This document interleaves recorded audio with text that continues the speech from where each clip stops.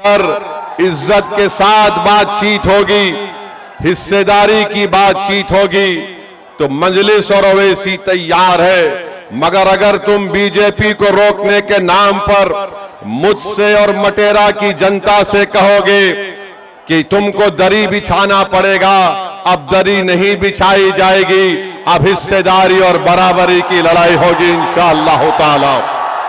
तो मेरे अजीज दोस्तों और बुजुर्गों, आप जानते हैं कि बीजेपी की सरकार में चाहे उत्तर प्रदेश हो या जिस किसी भी भारत का स्टेट हो जहां पर बीजेपी की सरकार है, हम वहां पर देखते हैं कि बुलडोजर से किसका घर तोड़ा जाता है। हम जानते हैं कि किसके किस्मत में एनकाउंटर लिखी हुई है। हम जानते हैं कि किस समुदाय के नौजवानों की जवानी को जेल में डालकर बर्बाद कर दिया जा रहा है। हम जानते हैं कि अगर कोई नौजवान बच्चे कश्ती पर रोजा खोलते हैं तो उनको 40 दिन जेल में गुजारना पड़ता है। मेरे अजीज दोस्तों और बुजुर्गों, यही नाइंसाफी के खिलाफ मजलिस और ओवैसी लड़ती है। इसीलिए आज हम पर इल्जाम लगा दिया जाता है। अरे इल्जाम लगाने वालों, तुम जितना इल्जाम लगा सकते लगा लो, मगर हम अपनी लड़ाई से पीछे हटने वाले नहीं है।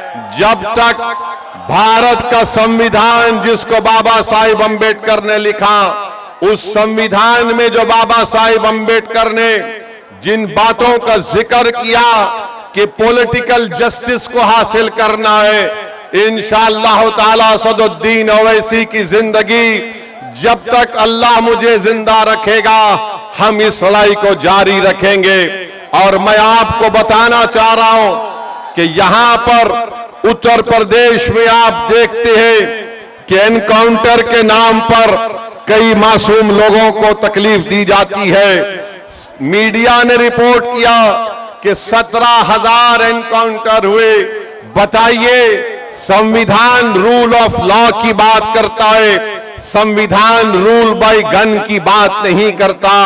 संविधान के बरखिलाफ अगर कोई काम करता है तो यह अनकॉन्स्टिट्यूशनल है।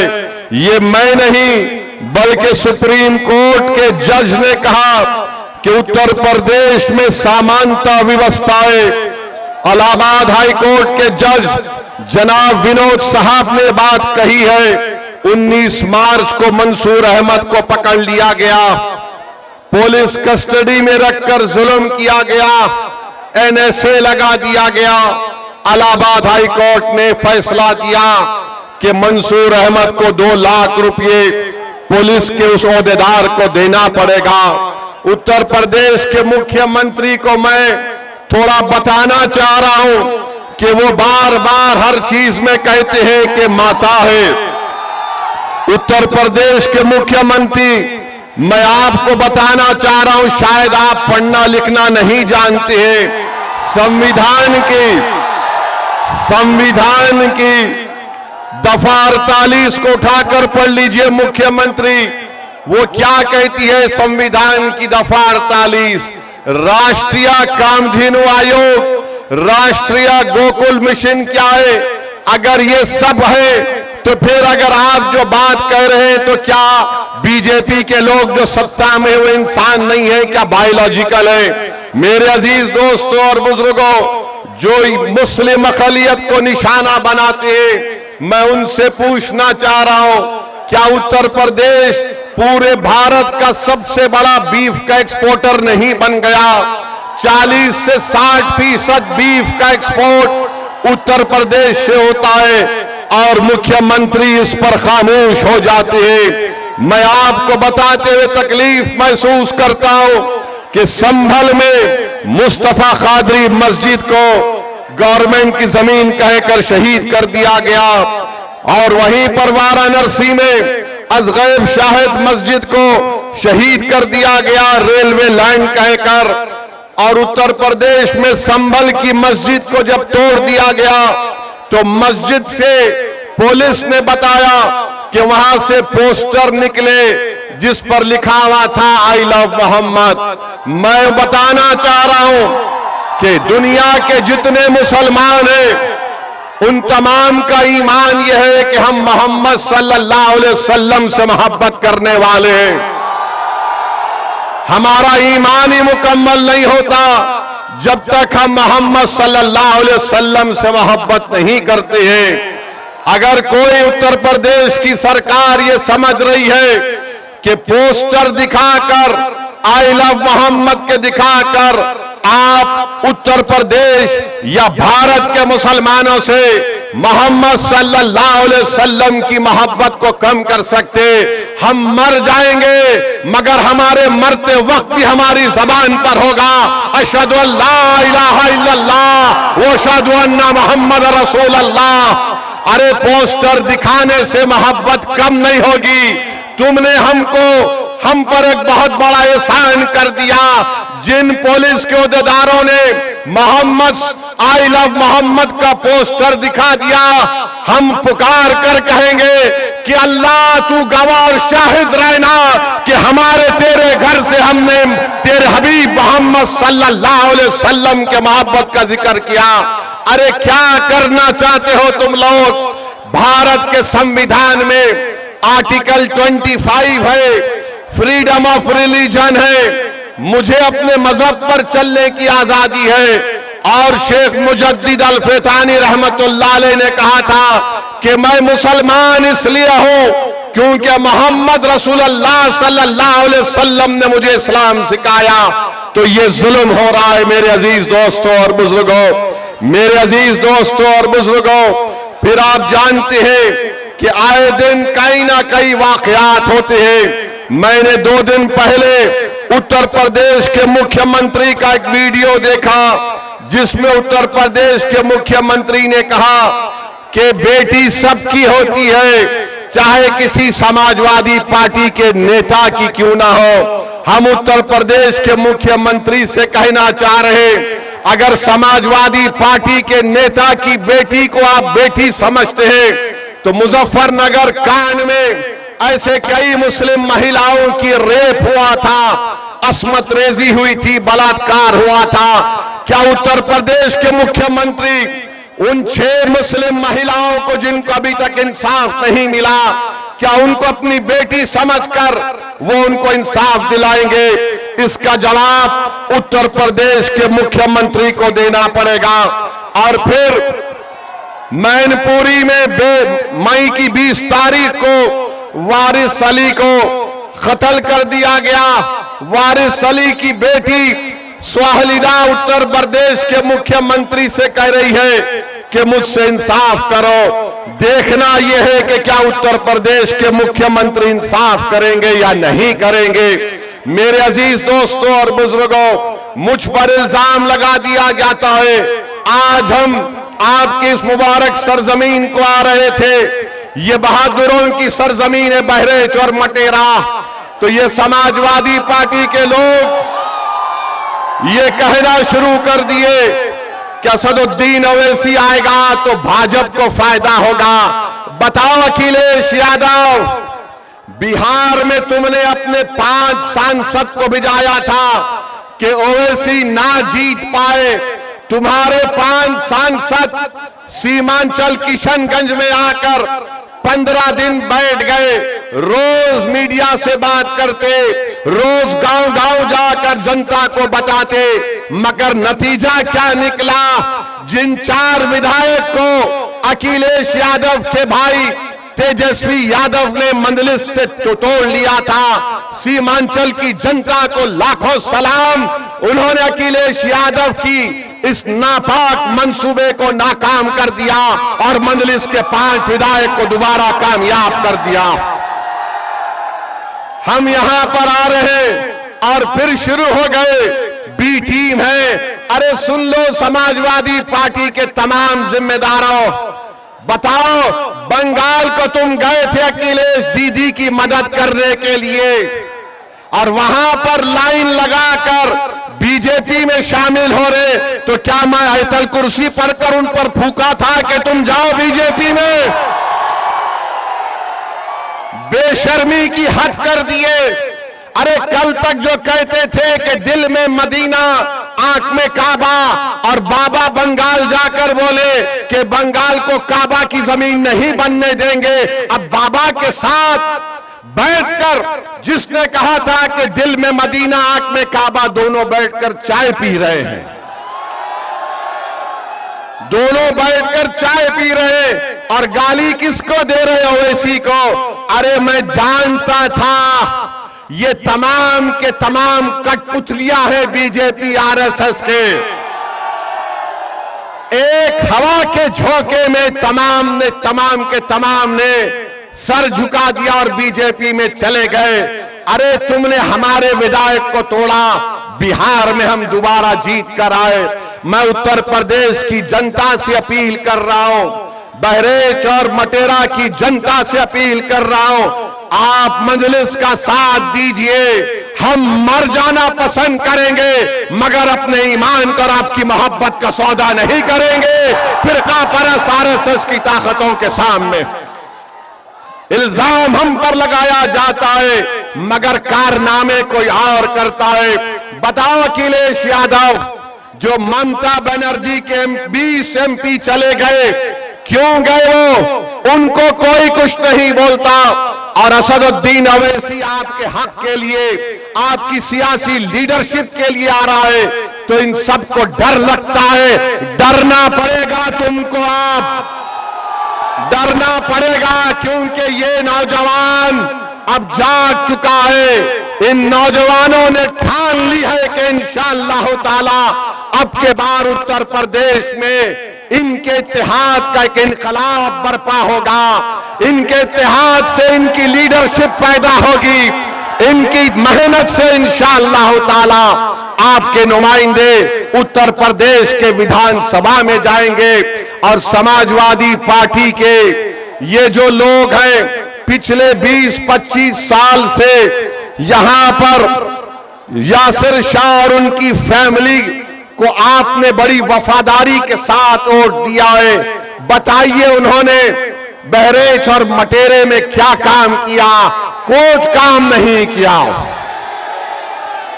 आपने वफादारी से वोट दिया मगर इन्होंने कहीं पर भी एक अस्पताल नहीं बनाया। क्या मटेरा की विधानसभा में हमारी बेटियों का कॉलेज है? क्या मटेरा में अस्पताल है? क्या मटेरा विधानसभा में जो इलाके बुलबुल नवाज, मंगलपुरवा, गगड़ा, नरसिंगा डब्बा, यहां पर कोई रोड है या एम्बुलेंस चल सकती है? क्या इन सब चीजों को आप देख रहे हैं? और जब से शौकत अली मटेरा के रोड पर चलना शुरू किया, गरीब के गम को अपना गम समझा, उन झोपड़ियों में जाकर आपकी तकालीफ को देखकर आपको हिम्मत और दिलासा दिलाना शुरू किया, तो यासिर शाह के खानदान को लगा कि अब हमारा दी एंड होने वाला है, इसीलिए रोड पर निकल कर आ गए। 4 साल कहीं नहीं दिखे मगर जब ओवैसी की पार्टी का एक सिपाही आपके इत्तेहाद और आपके ताकत को दिखाने के लिए परचम लेकर आता है, तो लखनऊ से अखिलेश कहता है अगर यहां से शौकत निकल जाएगा तो फिर हमारा तमाम किला मिस्मार हो जाएगा। तो मैं आपसे अपील कर रहा हूं कि 4 साल में यासिर शाह का परिवार नहीं दिखा मटेरे में, आज मजलिस आई तो गांव गांव जा रही हमारी बहन, गांव गांव को जा रही है। अरे अखिलेश यादव सुन लो, इंशाअल्लाह ताला सिर्फ मटेरा विधानसभा नहीं, उत्तर प्रदेश के बहुत सारी विधानसभा पर यही माहौल बनेगा जो आज हम यहां पर देख रहे हैं। तो मेरे अजीज दोस्तों और बुजुर्गों, मैं आप तमाम से एक बात की इजाजत लेकर इस बात का ऐलान करना चाहता हूं कि आने वाले विधानसभा में क्या मैं शौकत अली को यहां से आपका कैंडिडेट घोषित करूं? क्या आपकी इजाजत है कि मैं शौकत अली को भी कैंडिडेट बनाऊं? क्या मैं इजाजत है आपकी? आप पूरा साथ देंगे तो लगाओ मेरे साथ नारा, नारे तकबीर, नारे तकबीर। आप तमाम की इजाजत की बुनियाद पर मैं जनाब शौकत अली को मटेरा विधानसभा के लिए मजलिस का उम्मीदवार का ऐलान करता हूं। अल्लाह उनको कामयाब और कामरान करे, अल्लाह उनको कामयाब और कामरान करे। और आपकी आवाज बनकर शौकत जाएगा, जब आप पुकारेंगे खादिम के तौर पर आएगा। यासिर शाह में गुरूर और तकब्बुर है। यासिर शाह ये समझता है कि मालिक है, मालिक तुम हो, शौकत तुम्हारा खादिम रहेगा इंशाअल्लाह ताला। अब मालिक का दौर नहीं चलेगा, अब खादिम की खिदमत चलेगी इंशाअल्लाह ताला। तो मेरे अजीज दोस्तों और बुजुर्गों, अगर मैं भारत के प्रधानमंत्री को कुछ ना बोलूं तो बाबा भी नाराज हो जाएंगे, अखिलेश भी नाराज हो जाएंगे। मैं इन दोनों को नाराज नहीं करना चाहता हूं। हम भारत के प्रधानमंत्री कहते हैं कि भारत विश्व गुरु बन गया, तो हम उनसे पूछना चाहते हैं कि आज ईरान और ओमान के दरमियान में समंदर पर हमारे कश्ती पर भारत के नागरिक पर जालिम डोनाल्ड ट्रंप ने मिसाइल दागकर हमारे 3 भारतीयों को जान से उनकी जान ले ली, उनको मार दिया। भारत के प्रधानमंत्री, आपकी जबान पर डोनाल्ड ट्रंप का नाम क्यों नहीं आता बताओ? 3 भारत के नागरिक मारे गए और हम डोनाल्ड ट्रंप ने जो हरकत की, मिसाइल मारकर हमारे 3 भारत के नागरिक को मार दिया, उसके नरेंद्र मोदी उसकी मजम्मत नहीं करते हैं। अरे एनकाउंटर करो, मारो मुल्ला को, दाढ़ी पकड़कर मारते हैं, घर में घुसते हैं, मदरसों को तोड़ते हैं। अरे तुम कैसे बहादुर हो? तुम तो बुज़दिल हो, बुज़दिल हो। 3 भारत के नागरिक मारे गए और 133 करोड़ जनता का प्रधानमंत्री उसका कंडेम तक नहीं कर सकता। और अफसोस की बात यह है कि एक हमारे सीफेरर की लाश, एक हमारे सीफेरर की लाश 2 दिन से वहां पर रखी हुई है। उस कश्ती का कैप्टन वीडियो बनाकर हम तमाम से अपील कर रहा है कि बताओ इस देश के प्रधानमंत्री को इसकी लाश कम से कम उसके घर को पहुंचा दो, इसके घर को पहुंचा दो। बताओ मेरे अजीज दोस्तों और बुजुर्गों, सिर्फ ताकत आजमाते हैं मजलूमों पर, कमजोरों पर, मगर ट्रंप क्या तुम्हारे पप्पा है? एक जालिम है वो। ट्रंप पर कुछ नहीं बोला जाता। ऐसा लगता है कि मोदी जी से जब बोलेंगे अरे ट्रंप को बोलो, ट्रंप ही और नेतन्याहू ने मिलकर इस जंग का आगाज किया है। मेरे अजीज दोस्तों और बुजुर्गों, बहरहाल आप देख रहे हैं कि नरेंद्र मोदी के प्रधानमंत्री को बनकर 12 साल हो चुके हैं। कीमती आसमानों को छू रही है, गरीबों के गैस के सिलेंडर कम कर दिए गए, आज हम कर्जों में डूब रहे हैं। बहरहाल मेरे अजीज दोस्तों और बुजुर्गों, मैं यही चंद बातें आपके पास रखने के लिए आया हूं और इंशाअल्लाह ताला आता रहूंगा। यहां से आपकी इजाजत पर, आपकी मंजूरी पर हमने शौकत अली को अपना कैंडिडेट का ऐलान किया और मैं आपसे वादा कर रहा हूं कि इंशाअल्लाह ताला मटेरे में, बहरेच में और पूरे उत्तर प्रदेश में हम अपनी इत्तेहाद की ताकत पर पूरा गेम बदल देंगे, पूरा गेम बदल देंगे इंशाअल्लाह ताला। और अपने सेल फोन की लाइट खोलकर दिखा दो कि अब के बार उत्तर प्रदेश में मजलिस का परचम लहराएगा इंशाअल्लाह ताला। पूरी सेल फोन की लाइट खोलकर बता दो, सारे उत्तर प्रदेश और भारत को मालूम हो जाए कि बुलडोजर से नहीं डरने वाले, एनकाउंटर से नहीं डरने वाले, आई लव मोहम्मद बोलने से नहीं डरने वाले। मैं आप तमाम का दिल की गहराइयों से शुक्रिया अदा करता हूं कि बहरेच की सरजमीन और मटेरा विधानसभा में जो मजलिस इत्तेहादुल मुस्लिमीन का एक तारीखी जलसे आम हो रहा है, इसको आपने तारीखी बना दिया। हजारों की तादाद में यहाँ पर शिरकत करके मैं आप तमाम का शुक्रिया अदा करता हूँ कि आपने अपना कीमती वक्त निकाल कर तकालीफ को बर्दाश्त किया और आज आप यहाँ पर जमा हुए हैं। आप तमाम का मैं अपनी जानिब से और मजलिस इत्तेहादुल मुस्लिमीन की जानिब से शुक्रिया अदा करता हूँ। मंच पर बैठे हुए उत्तर प्रदेश के मजलिस इत्तेहादुल मुस्लिमीन के सदर मोहतरम जनाब शौकत अली साहब और उत्तर प्रदेश के तमाम जोन के जिम्मेदार, यहाँ के विधानसभा के इंचार्ज और तमाम मजलिस के अराकीन, मेरे अजीज दोस्तों और बुजुर्गों, मैं आपके सामने ये अर्ज करने के लिए आया हूँ कि जैसा कि आप जानते हैं कि आइंदा साल उत्तर प्रदेश में विधानसभा के चुनाव होने जा रहे हैं और मजलिस इत्तेहादुल मुस्लिमीन हमेशा ये कोशिश करती आई है कि जहां पर कमजोरों की एक सियासी ताकत को मजबूत किया जाए।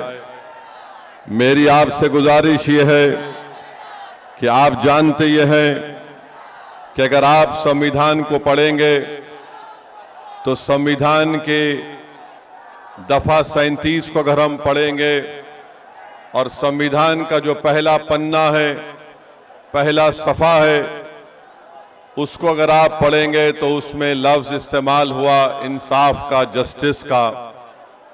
अगर आप संविधान की दफा 37 को पढ़ेंगे तो उसमें बात आई है सियासी इंसाफ की। इसी सियासी इंसाफ की लड़ाई असदुद्दीन ओवैसी और मजलिस इत्तेहादुल मुस्लिमीन लड़ रही है। अगर आप चाहते ये है कि जमीनी सतह से उत्तर प्रदेश में आपकी एक लीडरशिप बने, तो मेरी आप तमाम से गुजारिश है कि आने वाले विधानसभा में हम तमाम को मुत्तहिद होकर अपनी एक सियासी लीडरशिप को बनाना पड़ेगा। ये संविधान हमको इस बात की इजाजत देता है, वो संविधान जिसको बाबा साहिब अम्बेडकर ने बनाया, और बाबा साहिब अम्बेडकर ने संविधान के पहले पन्ने पर इंसाफ को लिखा। बाबा साहिब ने संविधान की आर्टिकल 37 में उसका जिक्र किया। यही लड़ाई आज शौकत अली की क़ियादत में उत्तर प्रदेश में मजलिस इत्तेहादुल मुस्लिमीन बरसों से लड़ती आ रही है। मेरे अजीज दोस्तों और बुजुर्गों, मैं आपको ये बताना जरूरी समझता हूं कि अगर हम समाजी और माशी इंसाफ को हासिल करना चाहते हैं तो पहले सियासी इंसाफ होना चाहिए। आज आप जानते हैं कि जब तक हम अपने नुमाइंदों को कामयाब नहीं करेंगे जो उत्तर प्रदेश की विधानसभा में जाकर आपकी बेबाक आवाज बने, आपके मसाइल की तर्जुमानी कर सके, आपके लिए हक की लड़ाई लड़ सके। याद रखिए, कोई उठकर ये कह सकता है कि ओवैसी क्या तुम नहीं देखते कि उत्तर प्रदेश के विधानसभा में बड़ी बड़ी पार्टियों के मुसलमान और दलित विधायक जीत कर जाती हैं।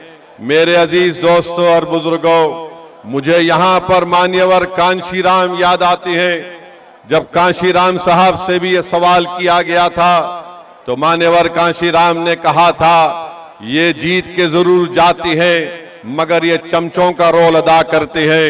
तो मैं आपसे अपील कर रहा हूं कि आप मुत्तहिदा तौर पर अपने वोट का सही इस्तेमाल अपनी एक सियासी लीडरशिप को मजबूत करने के लिए कीजिए। यकीनन इंशाअल्लाह ताला हमारी भी कोशिश होगी कि दोबारा यहां पर बीजेपी की सरकार उत्तर प्रदेश में ना बने, मगर याद रखिए, इस बात को याद रखिए कि ये जिम्मेदारी सिर्फ मुस्लिम अक़लियत के कंधों पर रखी नहीं जा सकती है। अगर कोई बीजेपी को रोकना चाहता है, अगर कोई दोबारा बीजेपी को सत्ता में आने को रोकने की लिए कोशिश करता है, तो मैं यहां पर खड़े होकर कह रहा हूं कि मजलिस इत्तेहादुल मुस्लिमीन उनका साथ देने के लिए तैयार है। अगर इज्जत के साथ बातचीत होगी, हिस्सेदारी की बातचीत होगी, तो मजलिस और ओवैसी तैयार है। मगर अगर तुम बीजेपी को रोकने के नाम पर मुझसे और मटेरा की जनता से कहोगे कि तुमको दरी बिछाना पड़ेगा,